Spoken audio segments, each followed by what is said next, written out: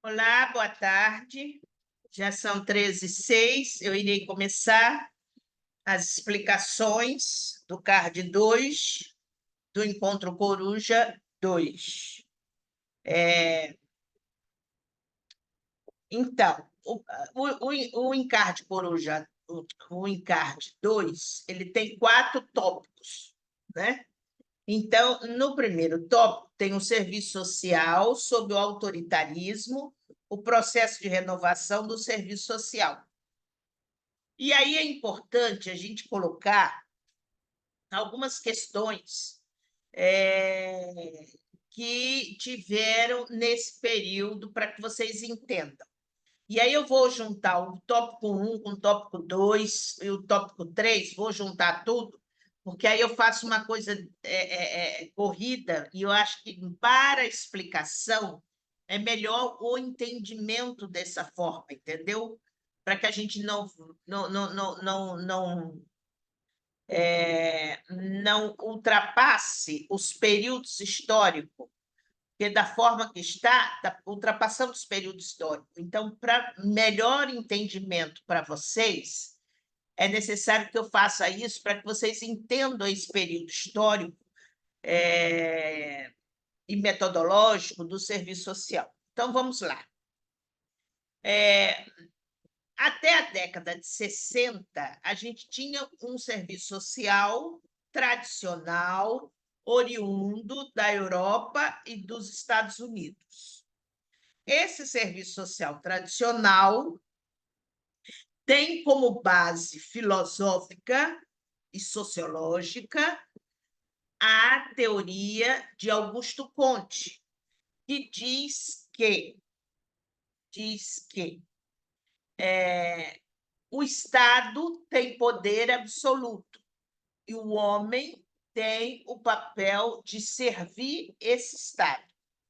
Então, isso tem que estar claro na cabeça de vocês, que a teoria sociológica do Augusto Comte, que permeia o serviço social tradicional, tem esse pensamento, que o Estado tem poder absoluto e o homem tem o poder de servir a esse Estado. Então, o que acontece com o serviço social? Funcional positivista, né? Vamos colocar assim, funcional e positivista. Até a década de 60, ele é visto, porque ele é oriundo dos Estados Unidos e da Europa, ele é visto como um serviço social, desculpa, gripada, um serviço social positivista e funcionalista, que as assistentes sociais tinham que trabalhar com este pensamento, um pensamento voltado para servir o Estado. Nisso, o serviço social passa a ser assistencialista. E o que é assistencialista? É doar alguma coisa a alguém, certo? Doar alguma coisa a alguém. Então, se esse alguém, essa outra pessoa, está precisando de uma cesta básica, o serviço social estava ali para doar uma cesta básica. Então, esse era o pensamento positivista e teoricamente funcionalista, oriundo dos Estados Unidos e da Europa, que chega ao Brasil. Então, até a década de 60, esse era o pensamento: servir aos pobres e servir ao Estado como um representante desse Estado. Correto? Só que essa teoria não estava trazendo benefícios para a classe trabalhadora.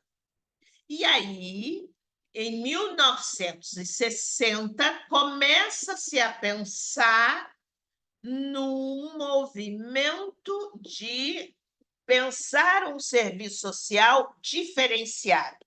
pensar um serviço social que fosse o contrário desse funcionalismo, desse positivismo.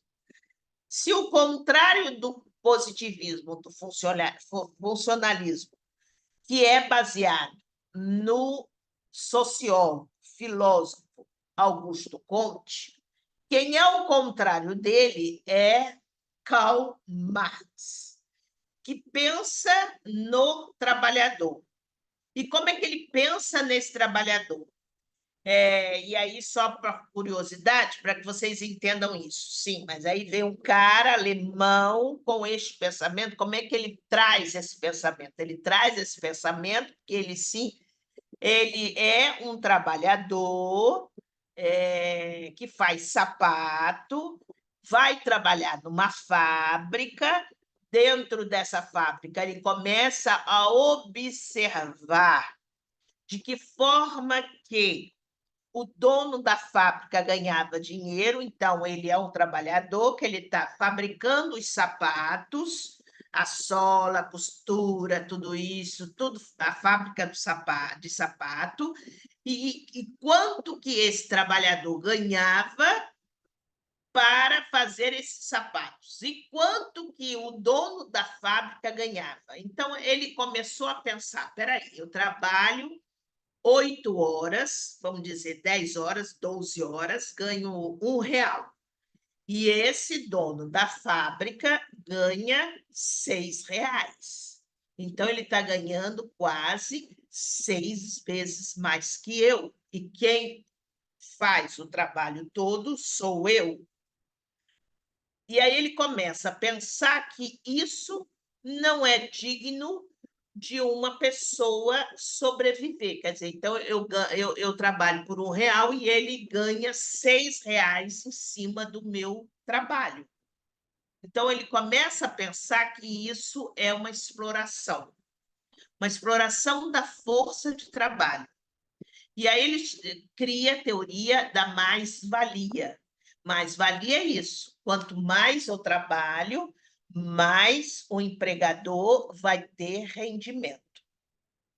Então, isso o Karl Marx escreve teses, coloca no papel, tudo isso. Há um grande disseminamento lá na sociedade toda, naquela época, em 1800 e lá vai pedrada, 1920, por aí.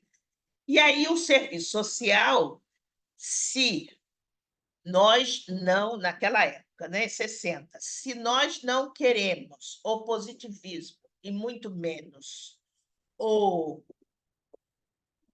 funcionalismo, temos que buscar outra teoria. Então, vamos buscar quem? A teoria de Karl Marx, que é a favor do trabalhador, que o trabalhador tem que ganhar corretamente o quanto vale o seu trabalho.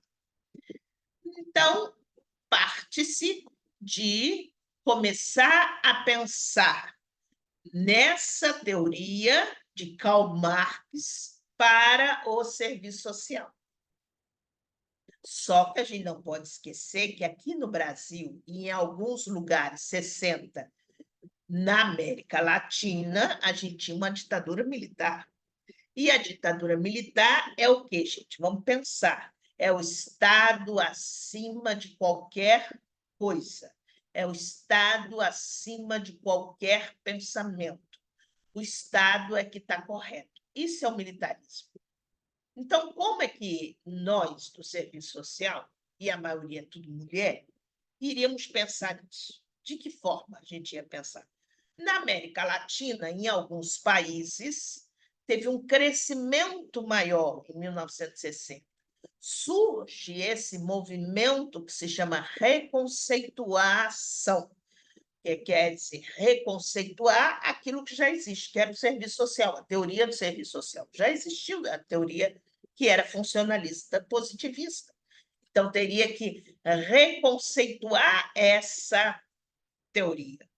Então, em 1960, estoura o movimento de reconceituação na América Latina. E aí, quando eu digo América Latina, é Argentina, Equador, Chile, Paraguai, Uruguai, Colômbia, México não, México não, que é a América Central, mais na América do Sul mesmo. Estoura o movimento de reconceituação. Os assistentes sociais, os professores, todos buscando essa teoria marxista e colocando nas suas práticas para ver se dá certo. Era esse o pensamento, porque o pensamento positivista já estava ali.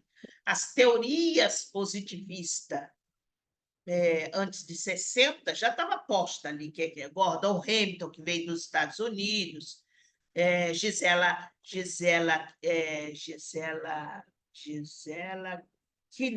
Kernan, que é da Inglaterra. Então, tem vários autores no período positivista, né, que vem da Europa e dos Estados Unidos. Isso já estava posto. Teria que ser ao contrário dessa teoria. Só Karl Marx que vem com esse pensamento. Então, na América Latina, lá em 1960, começa-se a pensar nisso e começa-se a estourar o movimento de reconceituação. Mas, para isso, é necessário escrever, não é só estourar o movimento de reconceituação sem algo científico. A partir do momento que você faz o experimento e que você escreve o livro ou artigos, ou lá o que seja, começa a dar cientificidade naquilo que está posto. Então, aí, lá na América Latina, por exemplo, na Argentina, teve o Natálio Kirchner, que fez vários livros, vários experimentos, provando que a teoria marxista dava certo no serviço social. Colômbia, teve um trabalho muito interessante feito em comunidade com o Boris Alex Lima. O Boris Alex Lima é um colombiano que fez um trabalho muito interessante, com etapas metodológicas em comunidades, quer dizer, levando esse homem a refletir, levando esse homem, né, da comunidade a pensar nos problemas deles e assim sucessivamente. Tivemos outras pessoas no Chile, no Equador, e foi assim por diante. Então, teve um crescimento maior. E aí você pode me perguntar, e no Brasil? No Brasil ficou estagnado a questão por conta da ditadura militar, que era uma questão muito séria, porque estavam sumindo pessoas, estavam matando as pessoas, e aí não eram assistentes sociais que iam dar a cara a tapa para fazer isso. E aí, como é que se deu essa virada? E aí eu digo que o marco da reconceituação, quer dizer, aquelas pessoas que foram 17, 15 assistentes sociais, que deram o pontapé inicial no movimento de reconceituação aqui no Brasil, foi as assistentes sociais que foram se encontrar em 1967, lá numa cidade chamada Araxá, em Minas Gerais, para se discutir a reconceituação, oriundo com algumas experiências da América Latina que já estava acontecendo. Então, a gente começou o movimento 7 anos depois, se a gente pensar assim, 7 anos depois que da América Latina. A América Latina estourou em 1960 e no Brasil foi estourar em 1967. E aí eu não abro mão de dizer que o marco da reconceituação no Brasil foi o encontro dessas assistentes sociais com muita coragem, porque a gente estava em processo de ditadura militar, lá na cidade de Araxá, para se discutir isso. A gente não pode negar isso de forma nenhuma.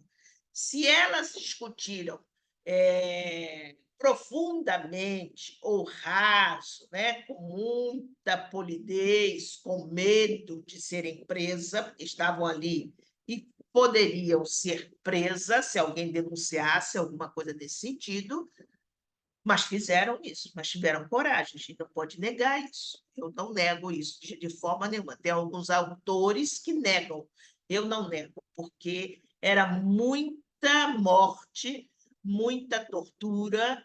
Quem falasse em Karl Marx, que todo mundo dizia naquela época, e até os dias de hoje diz que ele é comunista, não sei o quê, e vai e por aí adiante. E que não é nada disso, gente. A gente só quer que o trabalhador tenha voz ativa, a gente só quer que esse trabalhador ganhe o que ele merece, ganhe aquilo que ele trabalha, ganhe aquilo que ele fez. E não ele ganhar R$ 1 e o dono e o patrão da fábrica ganhar R$ 7, R$ 6, que é isso que acontece, né? E aí há uma série de formas para você ver se você está sendo explorado ou não. Como nós vivemos num país capitalista que visa lucro, visa lucro. O que é um país capitalista? Acima de tudo, visa lucro. Dono de empresa, dono de faculdade, dono de hospital, dono de... Tudo visa lucro. Não adianta a gente negar isso. E aí você vai me perguntar, mas como é que a gente faz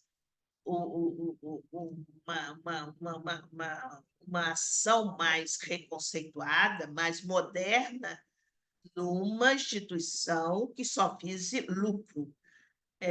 E aí depois eu vou explicar isso metodologicamente, como a gente faz isso, mas tem chance de fazer, né? Tem chance de fazer.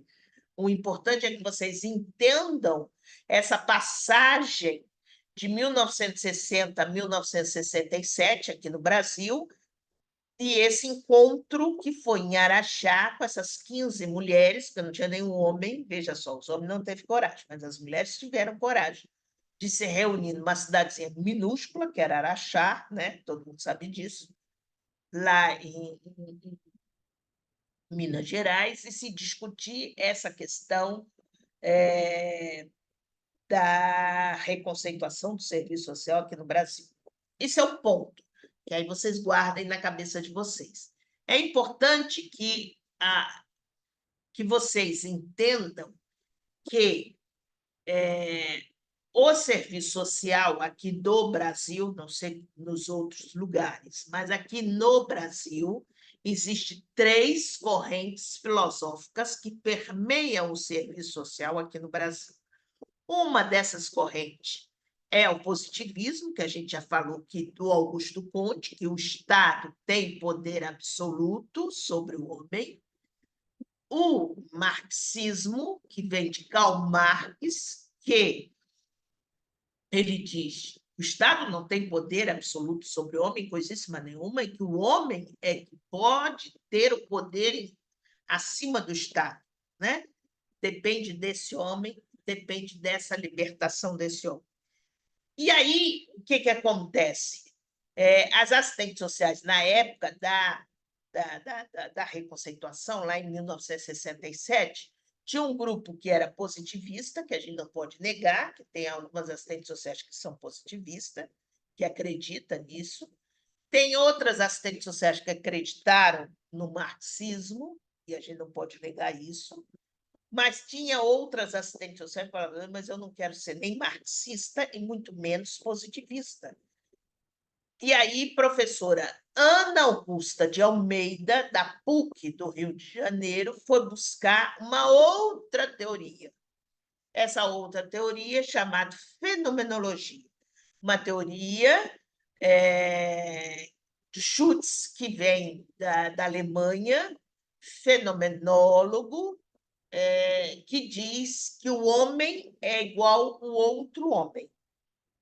E que, a partir do momento que esse homem é igual ao outro homem, não importa se o Estado seja socialista, comunista, capitalista, o importante é que o serviço social olhe esse homem na sua integridade como pessoa, porque ele é uma pessoa que está sofrendo por algum motivo. Então, a fenomenologia vai buscar, né, esse grupo de assistentes sociais, ah, vamos dizer assim, coordenado pela Ana Augusta de Almeida, vai buscar enxutes na fenomenologia uma nova proposta para o serviço social.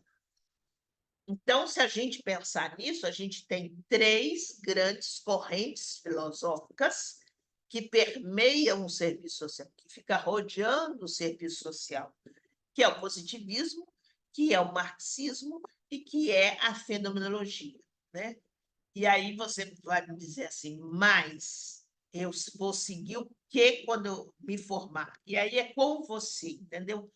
Eu vejo, que aí é uma análise minha, eu vejo que nós, assistentes sociais, devemos encontrar a nossa característica de atuação, devemos encontrar o nosso rumo de atuação, dependendo de onde você vai trabalhar. Eu sempre digo que quem trabalha em comunidade, quem trabalha em ONG, em organização não governamental, tem uma flexibilidade muito grande em relação a isso. Quem dá aula, por exemplo, tem uma flexibilidade muito grande.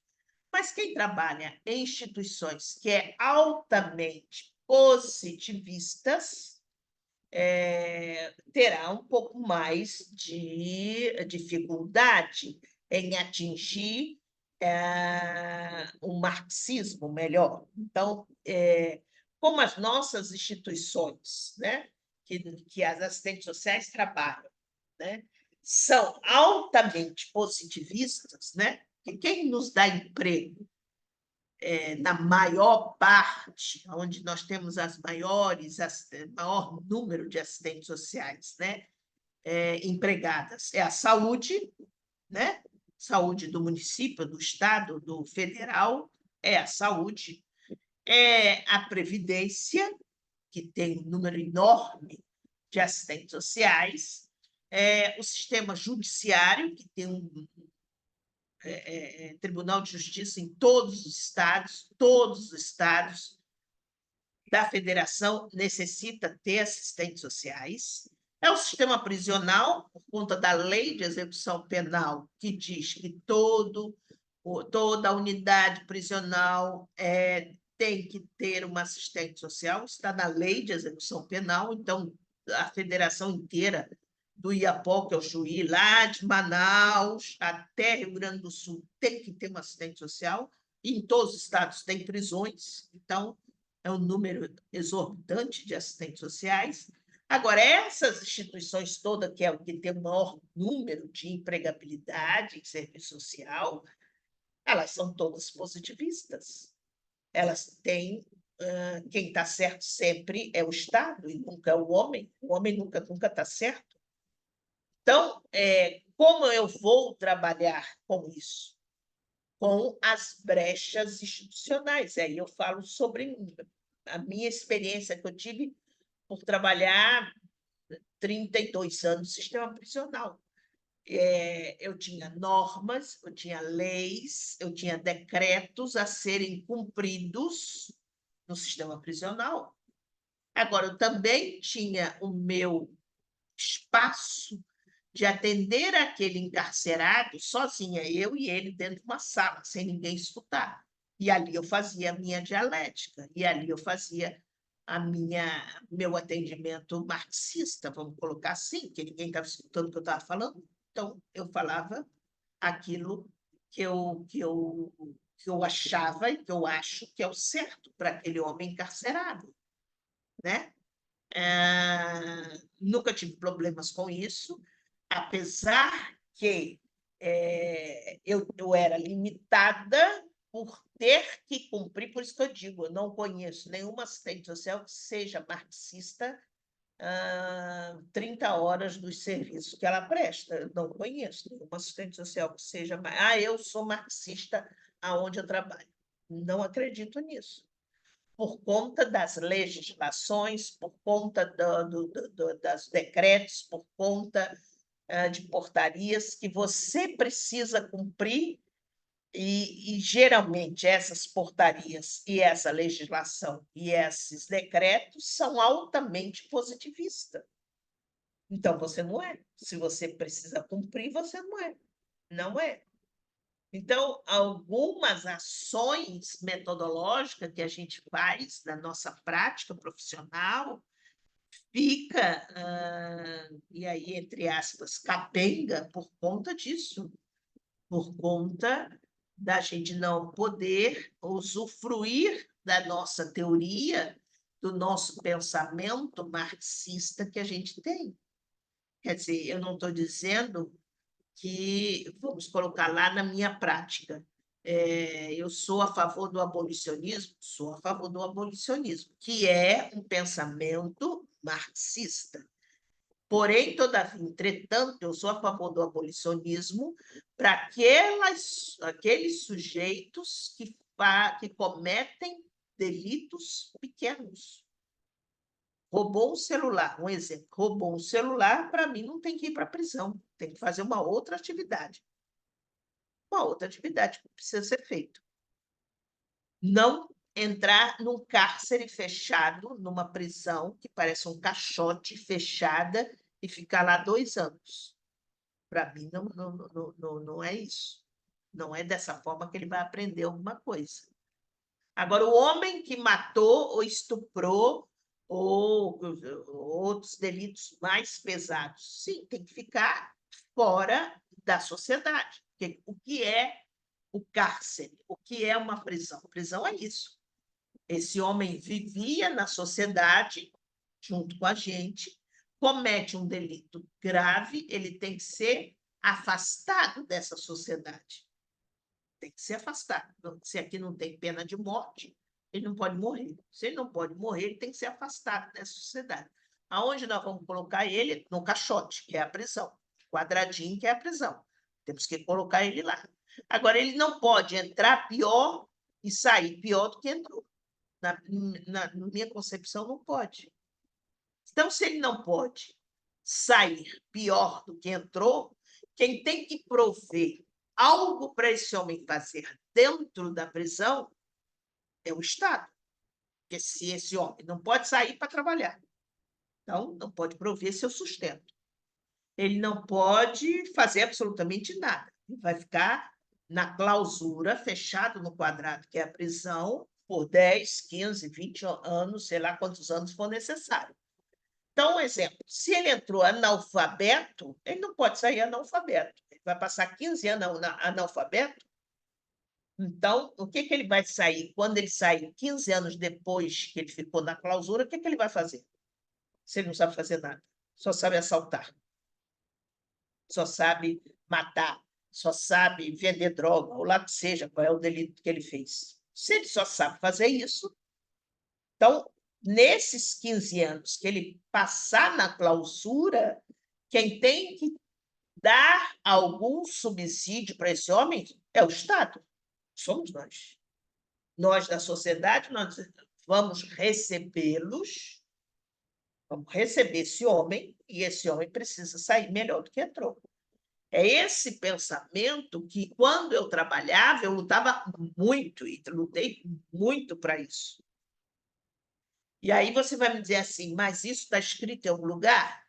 A lei de execução penal é excelente. Quando eu digo é excelente, para mim é excelente a lei de execução penal, que é a única lei no mundo que existe 6 assistências. Assistência, quer dizer, assistência de dar assistência a esse indivíduo.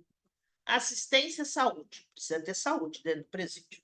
Porque se ele não pode ir para o hospital, se ele ficar doente, como é que vai ser? Assistência jurídica, precisa ter uma pessoa, um advogado, defensor público, lá que seja, para dar assistência jurídica. Se ele não pode ir para a rua, então como é que vai ser? Se ele não tem dinheiro, se ele é pobre, então quem vai dar? Tem que ser assistência jurídica, tem que dar do Estado. Assistência social, tem que ter uma assistente social para fazer a ponte dele entre ele e a sociedade. Assistência ao trabalho. Tem que ter um trabalho para esse homem lá dentro. Ele não pode ficar o dia inteiro olhando para o céu. Então, temos que arrumar um trabalho para esse homem lá dentro. O que ele vai fazer? Não sei, mas ele tem que ter um trabalho. Assistência material, que é roupa, material de higiene, porque se ele não trabalha, ele vai comprar com que dinheiro? Se ele não tem dinheiro lá dentro. Então, o Estado tem que fornecer papel higiênico, tem que fornecer pasta de dente, tem que fornecer material de higiene para ele e roupa para ele viver lá dentro. 15 anos que ele vai ficar preso, um exemplo. Assistência psicológica, quem vai fornecer? Ele que vai pagar? Com que dinheiro que ele vai pagar psicologia? Psicóloga. Então, tem que ter o Estado tem que pagar psicóloga. Então, veja quantas assistências está lá prevista na lei de execução penal. É cumprida as assistências? Não, não é cumprida essas assistências. Mas se fosse cumprida, esse homem não sairia ruim do jeito que ele entrou. Isso com certeza. A assistência à educação. Esqueci da educação. Assistência à educação. Então, se tem assistência, está lá escrito na lei, assistência à educação, precisa ter o quê? Professores dentro da coisa. Quem vai pagar é o Estado. Então, é isso, é esse pensamento. Eu não estou dizendo que eu vou ficar falando todos têm que fugir, todos têm que. Não, não. Ele cometeu um delito grave, não pode ficar com a gente na sociedade, ele tem que ficar na clausura, no quadrado, que é a prisão. Agora, essa prisão precisa fornecer a ele elementos para quando ele sair melhor do que entrou. Então, se ele é analfabeto, precisa de uma professora para ensinar ele a ler e escrever.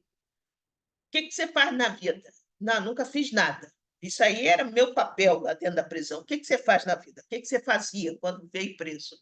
Eu sempre matei e sempre. Bom, aqui você vai aprender um ofício. Não sei o que você vai aprender. Eu tenho aula disso, aula daquilo outro, aula disso. Eu tenho que fornecer para ele elementos. Então, eu sempre trabalhei em unidades que nós pensávamos nisso, entendeu? Então, esse homem ia para alguma oficina. Em algum momento, esse homem saía daquela prisão sabendo alguma coisa, um ofício. Isso é um trabalho revolucionário? É um trabalho revolucionário. É marxismo puro? Não digo que é marxismo puro, mas tem uma ação metodológica de pensamento desse homem. Não é o pensamento positivista, porque se eu pegar esse exemplo e jogar positivismo, é eu pegar esse homem, jogar na clausura e deixar ele lá, 15 anos, 20 anos, 30 anos, mofando lá sem fazer absolutamente nada.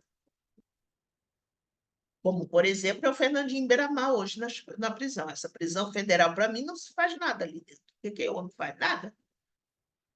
E, na minha concepção, não poderia ficar sem fazer nada, tinha que trabalhar. Bom, você vai comer, seu prato de comida é mediante o seu trabalho. Dava alguma coisa para esse homem trabalhar. O que ele vai trabalhar? Não sei, temos que pensar em que ele pode trabalhar, mas que ele tinha que trabalhar. Então, ele vai ficar preso 50 anos sem fazer absolutamente nada. Então, esse pensamento mais progressista, isso não é positivista. Está claro isso? A relação do trabalho positivista, do trabalho de uma metodologia mais progressista. Então, e a fenomenologia, e aí voltando para as três correntes, para que vocês entendam, a fenomenologia não trabalha nisso, nem marxismo, nem positivismo, nem capitalismo, nem socialismo, nada disso. A fenomenologia vai trabalhar essa pessoa. Em que ponto essa pessoa está precisando da assistência social? De que forma que essa pessoa é tratada como pessoa? De que forma essa pessoa necessita da ajuda da assistente social? Então, esse é o pensamento da fenomenologia. Bom, Voltando aqui no card, né? Então, a gente explicou para vocês as 3 correntes filosóficas. Expliquei as 3 correntes filosóficas, de que forma que ela atua metodologicamente na ação do assistente social. E aí é importante, no texto que tem, que é importante que vocês leiam o texto sobre reconceituação latino-americana do serviço social, as ideias cepalinas e da teoria da dependência. Então, lá na década de 70, nós dependíamos, teoricamente, que o serviço social, gente, para vocês entenderem, o serviço social está sempre ligado com políticas, sempre ligado à economia do país. Se a gente não entender, quero que ninguém seja expert em economia, mas se a gente não entender minimamente o que está acontecendo economicamente no nosso país e politicamente no nosso país, a gente não vai poder explicar para aquele usuário que a gente está atendendo o que ele precisa e de que forma que a gente precisa. Então, teoricamente, para a gente entender esse texto aqui, que é importante, 2 aspectos nesse texto e na teoria da reconceituação. Lá na década de 70, então, depois do documento de Araxá, do encontro de Araxá, na década de 70, socialmente, economicamente, o Brasil estava na miséria. Na miséria. Essa é a palavra certa. Na miséria. Na miséria. Por conta da ditadura militar, por conta de desvios, por conta de morte, por conta de uma série de fatores, estava na miséria. Então, existe, para a América Latina e para o Caribe, a CEPAL. O que é CEPAL? É Comissão Econômica para a América Latina e o Caribe. Essa instituição, CEPAL, ajuda os países mais pobres, ajuda aqueles países para um desenvolvimento maior. Então, na década de 70, o Brasil recorre à CEPAL, que estava numa miséria só, recorre à CEPAL, e a CEPAL ajuda o Brasil, até ajuda o Brasil na intermediação de pedir dinheiro emprestado aos Estados Unidos, né, ao FMI, para levantar o Brasil nesse período. Então, e aí, aonde é que fica nós? Onde é que nós ficamos é que existia nos Estados Unidos o crescimento depois das guerras, essas coisas todas, existia o crescimento das comunidades. E aí, nessa época, o governo manda algumas assistentes sociais para os Estados Unidos para aprender desenvolvimento de comunidade. Hoje, vocês não têm mais essa matéria, mas na minha época de faculdade, eu tinha essa matéria, desenvolvimento de comunidade. É como aprender a desenvolver uma comunidade, um bairro, uma cidade. Chama-se de comunidade, né? Porque comunidade quer dizer favela, não, porque hoje é favela, comunidade favela. Não, comunidade é uma cidade, é um bairro. Então, algumas assistentes sociais nessa época foram para os Estados Unidos para aprender a desenvolver, obviamente, se a gente for analisar com uma perspectiva positivista, funcionalista, já que os Estados Unidos sempre foi e sempre será positivista, sempre será funcionalista. Se você me perguntar mais, Nilvone, não entrou o positivismo, a reconceituação nos Estados Unidos? Não se conseguiu entrar, não entrou, não conseguiu entrar.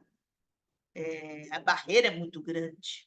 Por isso que eu estou dizendo, as instituições são muito fechadas, as assistentes sociais que ali trabalham são fechadas.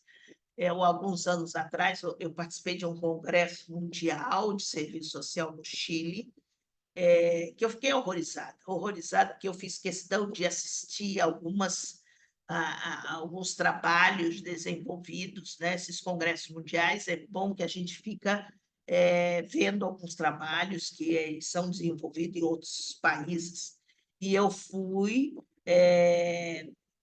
na, na, na, lá na sala, onde tinha algumas assistentes sociais dos Estados Unidos, passando os trabalhos. Eu achei aquilo um horror, gente. Tinha uma moça que trabalhava, uma assistente social, formada em Faculdade de Serviço Social nos Estados Unidos, que trabalhava num abrigo, num asilo um abrigo de idosos, num asilo de idosos. O que ela fazia ali não era, para mim, não era serviço social. O que ela fazia ali era marketing. O que ela fazia ali era venda de quartinho do idoso lá do abrigo, entendeu? Ela fazia vamos dizer assim, aquela folha de anamnese quando o idoso chegava com a família, e colocava lá no abrigo, mas a proposta dela era venda de vaga nesse abrigo. Eu falei, gente, como é que uma pessoa se propõe a isso? E assim foi. Todos os trabalhos que eu assisti, eu vi muito dessa forma, entendeu? De ser submissa, de não questionar, de ser submissa à instituição ali americana. Isso eu vi muito. Por outro lado, também vi muito interessante que, como lá nos Estados Unidos tem muita catástrofe, muito maremoto, muito aquelas coisas que aqui no Brasil não tem, a única coisa que nós temos é enchente, né? Chove demais, barranco, essas coisas. Mas lá não, lá eles têm maremoto, tem aquele negócio lá que faz o vento, e tem terremoto, tem essas coisas todas, esses abalos sísmicos que tem, eles têm muito disso, e tem muitas assistentes sociais que trabalham nisso por conta da perda das casas, das roupas, essas coisas todas. E aí eles têm um know-how que nós, por exemplo, não temos. E aí eu achei isso interessante. Assim, é porque eu nunca trabalhei na assistência, né? Eu sempre trabalhei no sistema prisional. Mas as assistentes sociais trabalham na assistência, e é importante vocês saberem que o nosso código de ética aqui no Brasil, diz que quem trabalha na assistência e que aconteça alguma enchente, né, como aconteceu aí na Baixada Fluminense, lá em Petrópolis, em Teresópolis, que quando chove muito, o barranco desce, a obrigação da assistente social fazer um trabalho com essa população. E aí eu acho que eles têm um know-how muito grande disso que nós não temos. Isso eu vi claramente nesse congresso. Eles têm um know-how muito grande. A assistente social precisa ter uma rede de apoio grande para encaminhar para acolhimento, para arrumar ajuda, para arrumar donativos. Isso eles têm assim aos monte. Isso o know-how deles é muito grande. Quer dizer, enfim.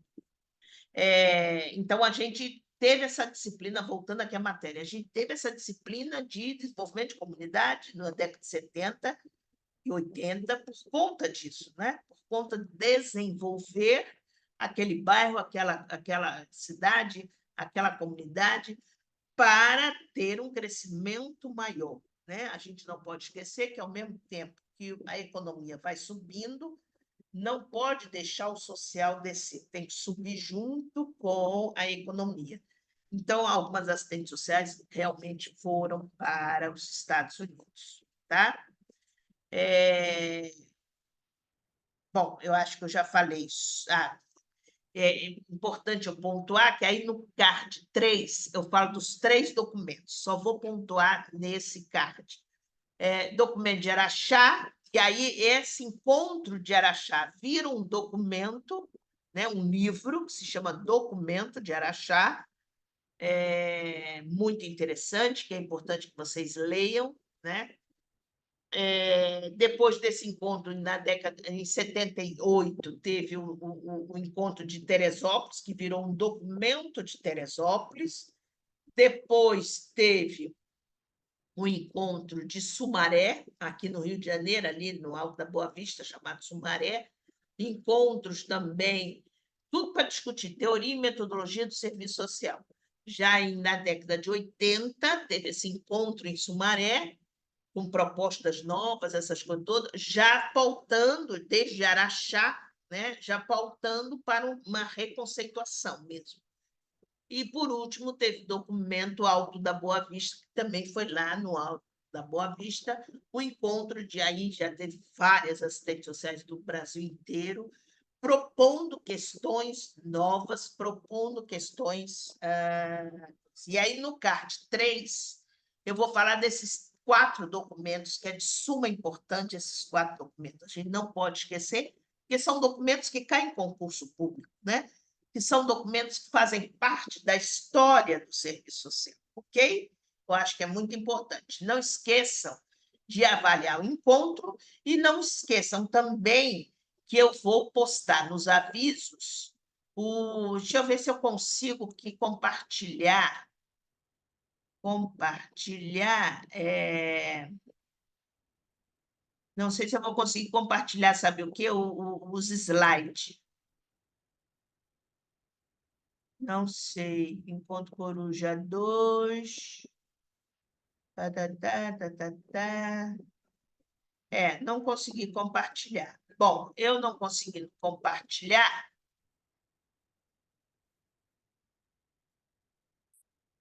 não.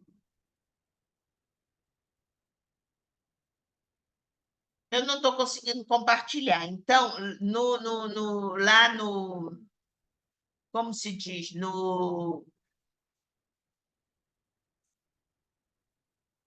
lá nos avisos eu vou botar os slides, ok?